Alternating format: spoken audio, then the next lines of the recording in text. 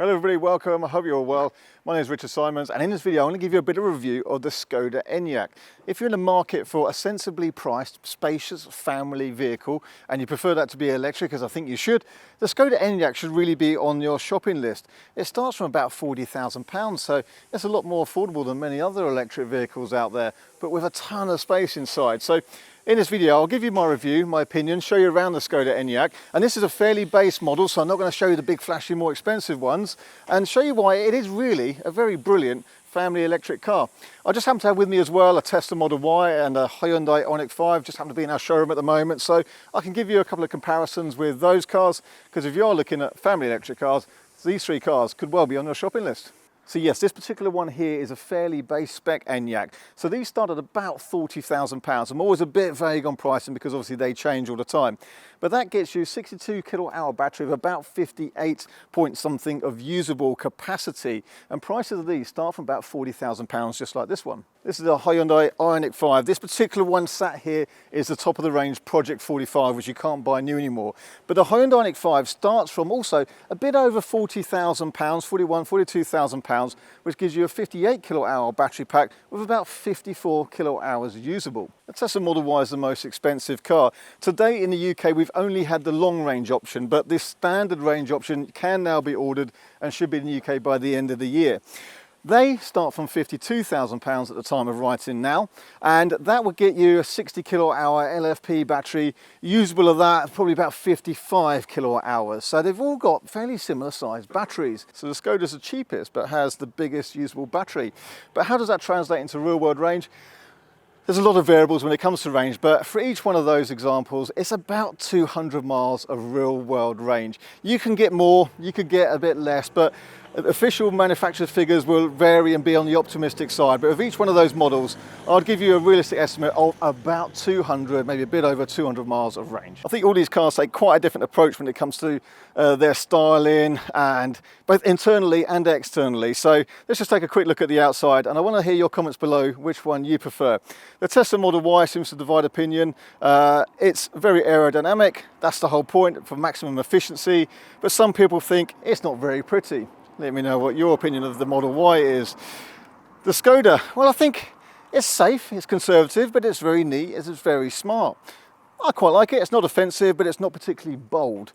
Although this is apparently more aerodynamic than the VW ID4 that it shares a platform with, because I think it's got this splitter at the front and some air scarf there, which helps with the aero. And then, of course, we come to the Hyundai. Now, I don't think it's pretty, but externally, I think it probably is one of my favorites, just because it's the most interesting. So I think even if you don't like this, I think you do have to congratulate Hyundai for sticking their neck out and being pretty bold with the design. It's obviously got these distinctive lines, distinctive lights back and front. I mean, it really does stand out, doesn't it? So is this a Marmite car? Absolutely it is. So let me know in the comments below, externally at least, which one you prefer. Probably fairly familiar with the interior of a Tesla now. The Model 3 and the Model Y are very similar inside. And that is just this very neat, minimal look. Personally, I like this. You do have to get used to doing everything via the screen, but the screen software is lovely. It's intuitive, it's easy to use, and it's very simple. I've got no problem with that at all. You've got nice space here for 2 phones on wireless chargers, loads of storage in here, cup holders, and the space and visibility is excellent. So I don't think there's any issue with Tesla quality at all. We've run a couple of Tesla Model 3s. I've had a Model Y myself. No squeaks, no rattles. They are built well, nice minimal look and nice materials. I like it. This is exactly what I do like, but it's not everyone's cup of tea. Then we've got the Hyundai. This is a bit of a mixed bag for me. It's got some really nice, interesting features, but then it's also got some kind of like harder plastics as well, which I'm not so keen on. You know, I do like the kind of drawer glove box. That's practical, saves it dropping on your legs. I love these seats that are A, very comfortable, B, you've got that recline function, which as a passenger can be very good. And actually, there's times when I wait for my daughter at school and the whole seat just lays back, so that's lovely. Center console here moves backwards and forwards, so if you park in a tight gap, you could get out the other side. You can bring that forward, so there's a bit more room in the back. Loads of storage in here as well. One phone holder down here, and it's got an array of USB sockets. 1, 2, 3, 4, 5 USB and a 3-pin charger as well. And then we've got the Skoda Interior, and wow, wow, wow. Wow! I think it's lovely. A bit like the external side of the car, it's more conventional, more what we're used to, but it is just lovely. Bearing in mind, this is the base spec car. It's got some lovely materials, got some soft padded cloth on the dash here. We've got a very large screen here. This is larger than you get with the ID4 standard, by the way, and all the models get the bigger screen. It's got a few useful buttons, but the rest of it is through this screen, which is all nice and colourful. Look at the little metal details on the steering wheel and the nice knurled knobs here. Lovely. Again, the interior of the console here is nice. Phone charger there, a couple of cup holders, bit of storage in here, so maybe not quite as much storage, but wow, it's just so premium, it's so nice. And when you see it in darker light, you've got some lovely ambient lighting as well. Even the design of the little pulls on the door handles, it's just nice, it's beautiful. So it's a little bit more conventional than the others, but I think this feels the most premium. Let's talk about the sort of built-in software of the cars. The Tesla wins this, in my opinion. It's just the simplest, most logical, easy system to use. So yes, everything's on one screen, but it just works well. Navigation, radio, climate, any of the background settings of the car. It's just very easy to find your way around. The graphics are nice, it looks nice and modern. So the Tesla, in my opinion, best software. Next, I'll say the Skoda, because the Skoda is a good sized screen, it's colourful, and it's quite simple, but it's very easy to use as well. For me, last is the Hyundai. I don't really like the graphics, it feels a bit out of date, it can be a little bit laggy, but it's just mainly not very intuitive. Some of the options for the car settings, for example, are kind of dug right down in the menus that aren't always the easiest to find. I've been using the Hyundai for a few days, but even I find myself still searching for various settings and functions to adjust. I'm 6 foot tall, and with the front seat in my position, just look at the space in the back of the Skoda here. I mean, leg room, knee room, it's ridiculously large. Good visibility, comfortable seats, nice gap between the seat and the floor so your knees aren't too high up. It's spacious and very comfortable. I like the double pockets in the seat, so a bigger pocket there, a smaller pocket for a phone, a small device. Again, nicely trimmed, some padded material on the doors, ambient lighting, nice door handles, rear vents, which you don't get in, for example, the Cupra Born or VW ID3. So good to see that, fairly essential. What it doesn't have in the back here is USB sockets. What I found. Can't see them yet. So children with their devices, iPads, should at least have 2 USBs in the rear. The back of the Hyundai, again with the seat in my position, tons of knee room, tons of leg room, loads of space. This is the center console in the forward position, some extra storage here, 2 USB ports, USB-A. I've got heated seats in the back of this one, but it wouldn't all have that, and I've got a blind as well. Air vent on the side here, so again easy to get that sort of bit more on my face, which is nice. I've also got the option in this particular example, don't think they all have this, so I can bring this seat forward and then I can also recline the seat back quite a long way. So again, the Hyundai is a very comfortable car, it has to be said. And in the Model Y, again, seat in my position, we've got this sort of harder plastic here, but air vents, 2 USB, loads of room underneath here in the middle and loads of room under each seat. You see, I can get my feet right under there actually. So that's good. There's also the option for some recline here. But you know what? I didn't think I'd hear myself saying this. This is probably the least favourable of the 3 cars. There's a ton of space here, don't get me wrong, but actually when you've come from the other cars into this, you realise that the seat base of the Model Y is just a bit smaller and it's just sort of not as comfortable for an adult. Children won't matter at all, there's tons of space, even for adults.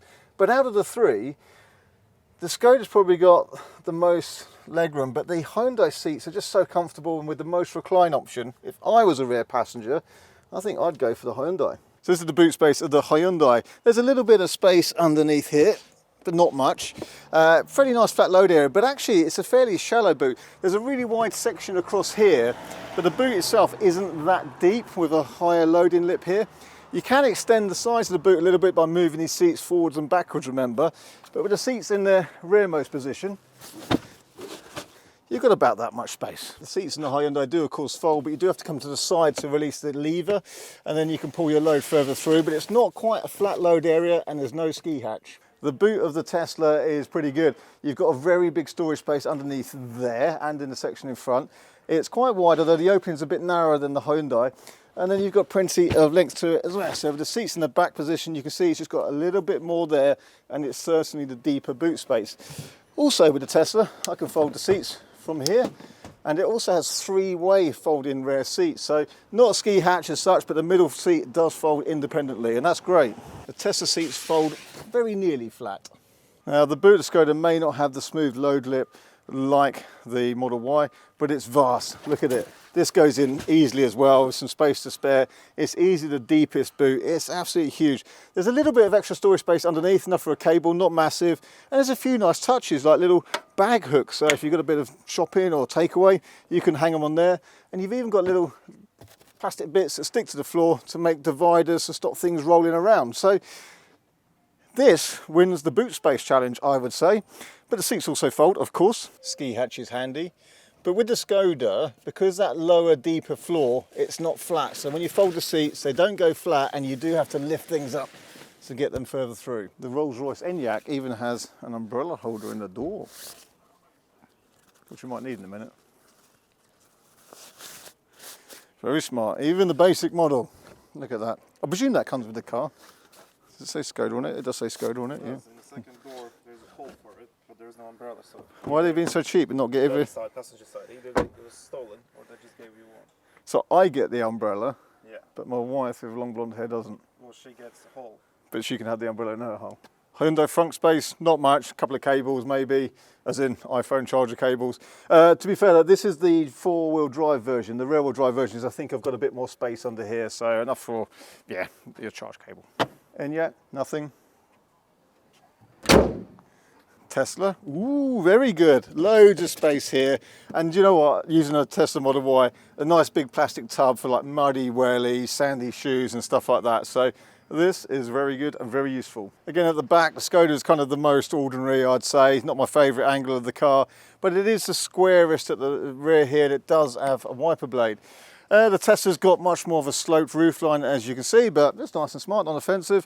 And then the Ioniq 5, well, again, it's got these quirky matrix lights. Again, a slopey roofline, and again, like the Tesla, no rear wiper blade. Which one do you prefer? So, what are they going to cost to charge you up? So, normally with an electric car, you just plug in at home. Don't have to plug in every night, once a week, maybe once every 2 weeks if you don't do many miles. In terms of cost, well, prices for electricity are going up and down all over the place. Ideally, you have solar energy on your roof and battery storage, but let's say you don't have that. And let's take a rate of 30 pence per kilowatt hour. It's currently capped to 28 pence, but it is going up. So let's take 30 pence per kilowatt hour, so standard rates at home. Each one of these cars is going to cost you about 15, 16 pounds to top it up for about that 200-mile range. So what's the Skoda like to drive? Well, I'll talk to you a little bit more about that in a minute, but one of the first things I noticed when I got in the car was just how brilliant the turning circle is. So let me just pull in and stop here. Let me just rotate this camera around, and hopefully you can see here, I'm going to do a U-turn into this other road. It's just coming off to the side here, so I've got to get around that post. It's pretty tight. I'm going to do that in one go, I reckon. So here we go. There we have it, in one go. Now you can't do that in many cars.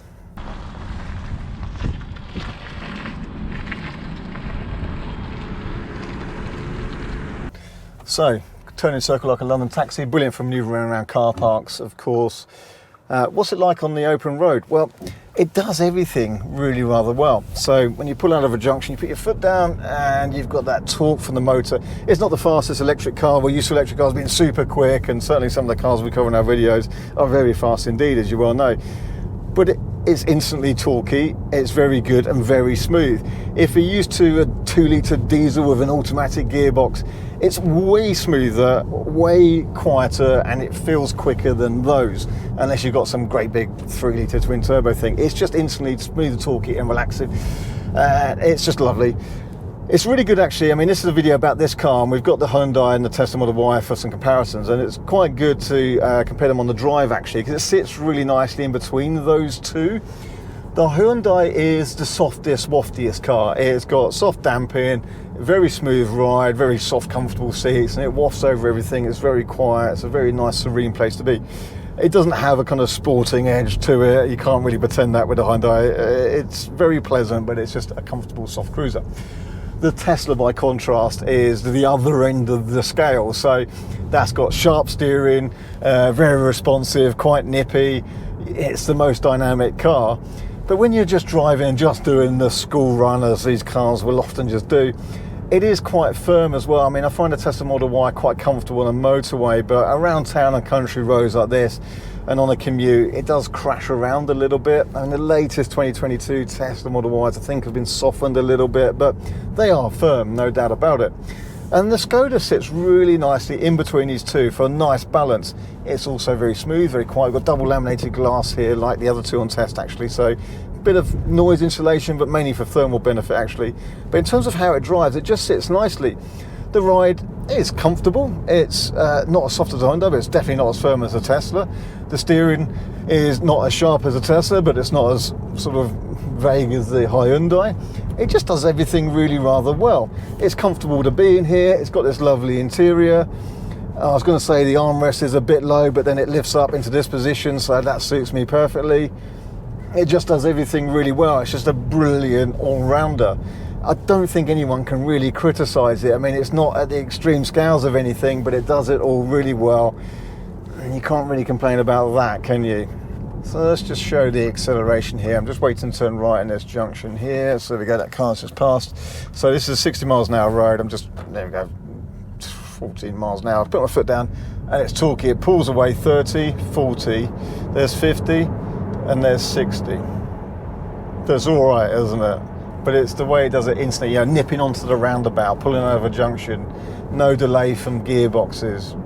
Just, electric cars are just good cars to drive. I'm a car enthusiast, but they're just brilliant. I don't know why more people don't have them. I'll try and convince you. That's what these videos are about, but fantastic. So the Hyundai would have wafted over that bump a little bit better. The Tesla would have gone like that. Bit of an exaggeration, but you know what I mean. So with Skoda, you just get out, close the door, push the button on the door handle to lock it. We've got keyless entry, and it turns itself off and locks. What just happened here is a typical example with the Hyundai. You can just get out of the car, and actually it's just left the car on. You've then got to get back in the car to turn the power off. You've got to remember to push a button to turn the power off. Now, first world problems and all that, but you just get used to the other cars turning themselves off. The Tesla certainly did that, and the power button is in here in the middle, so you have to lean in to turn the power off, and that just seems a bit silly in today's world. The Tesla, I think, has got the best solution. You don't even need a key with you. Your phone is the key, so you pair your phone to the car, and then you walk up to the car and it unlocks, and then when you're finished, you just get out and walk away, and it shuts itself down and it locks. You don't even need to have the key on you, and that's easily the best answer here. And I don't know why all cars don't have that these days. So there we have it, the Skoda Enyaq. Spacious, good value, nice to drive, very smart inside, well finished, well made car. So I think it's brilliant value for money. And in fact, you know, if you're looking at family size cars similar to this, whether it's a Kodiaq, VW Tiguan, Audi Q3, Q5 type of thing, I think it stands really well against the petrol diesel versions. It'd be much cheaper to run, much cheaper to service and maintain. And certainly if you're a company car driver, you'll save tons by running an electric vehicle as your company car. The benefit in kind tax is almost nothing, certainly compared to any petrol, diesel or hybrid version of similar sized vehicles. So it's a massive thumbs up for me on the Skoda Enyaq. This, even as the base model, still feels premium, so I think it's brilliant value for money. All these cars are going to appeal to different people in different ways. Maybe the Hyundai is probably the most comfortable, softer riding. Maybe the Tesla's a bit sharp, and you've got the ease of the Tesla supercharging network and some brilliant software, and a car that constantly evolves with latest software updates as well. But as a value proposition, the Skoda Enyaq really is hard to beat. So if you're looking for one of these cars, make sure you go and check out one of these. That's it from me for now. I hope it's been a useful video. It's been really interesting for me to get behind the wheel and have a good poke around one of these, and I think they're lovely. So that's it. Thank you for watching. I hope it's been useful. Stay subscribed and hit the bell icon for more videos coming soon.